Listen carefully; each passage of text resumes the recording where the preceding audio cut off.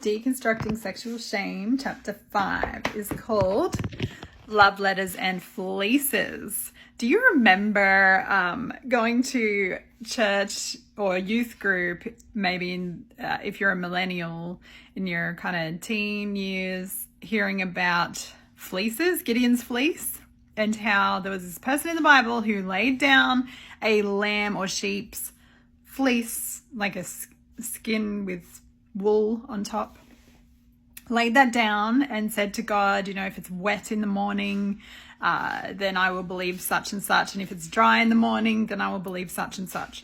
So, you know, having a little test with God kind of thing, that determines how you're going to act in the world based on whether or not some sheepskin is wet.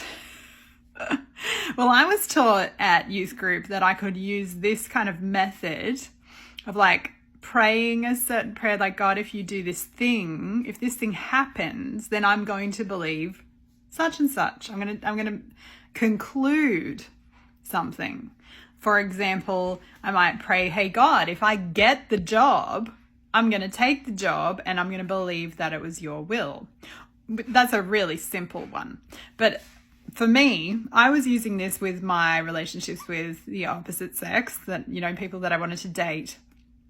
And so there was one particular guy who I said to God, if he asks for coffee and sends me an email the same week, asks for coffee at Bible study and sends me an email, then he must be the one.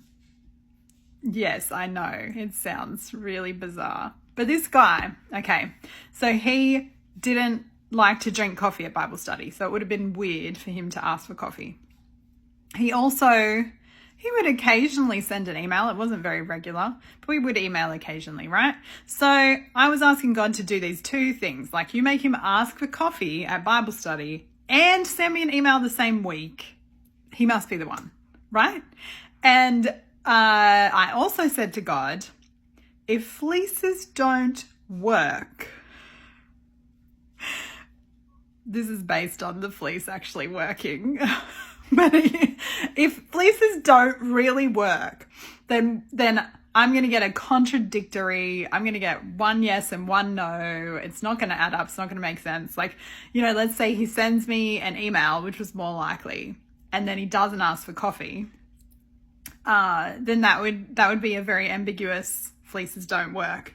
What actually happened, and this was quite funny, especially for me and my best friend at the time, was that he asked for coffee and he didn't send me an email. So the total opposite of what I expected to happen happened. And my friend and I laughed for years about how Sam asked for coffee, and his real name's not Sam, so I had to pause there and remember what name I used in the book. Sam asked for coffee. How hilarious. But no, he's not the one, because fleeces don't work because God actually wants me to find out for myself whether or not a relationship is worth pursuing, and whether or not someone likes me, and, you know, all of those things. I needed to go through being a human being and dating and finding out for myself and figuring things out for myself, and not just asking God to tell me, is he the one? When I barely even know the guy, if you know what I mean. So fleeces can get really out of hand. Also, for me personally, something else that kind of got out of hand was writing love letters about guys that I kept.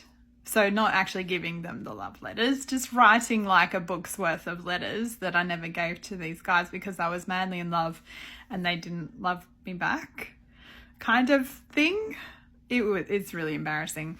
But you know what? You have to be honest and put this kind of stuff out into the world for people to know that we're all human beings. We all make mistakes. We all do silly, weird stuff that could borderline be called obsessive or stalking or whatever else.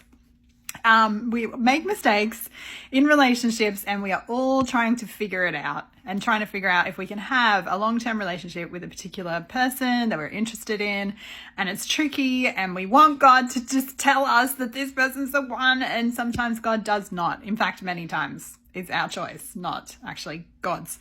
So coming back to the letters just for a minute, there were 3 particular guys that I wrote letters to. The first one, it was just kind of handwritten about, our interactions and how I got to know him as a friend, and he rejected me, and I eventually tore the letters up and threw them out.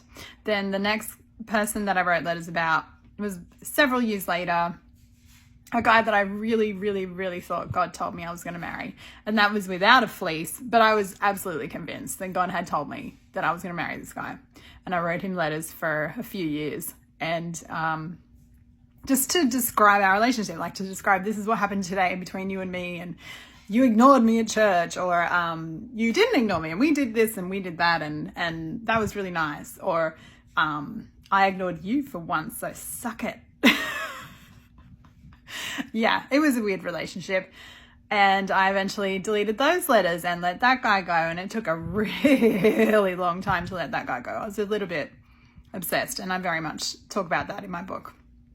So if you want to read about some of the obsessive things that people do when they're not extremely healthy emotionally and in their relationships, I think it's a good thing to read about so that you can identify where you may have some issues of your own and hopefully work through those as well. I didn't write letters to my husband. I did write letters to the guy who was kind of like my first boyfriend, and he knew about them, and because they weren't a secret, I never felt like they had any hold over my life, and they weren't a problem. I did want to make that distinction that some letters, if they're very much a secretive thing and you're not actually in a relationship with the person, can be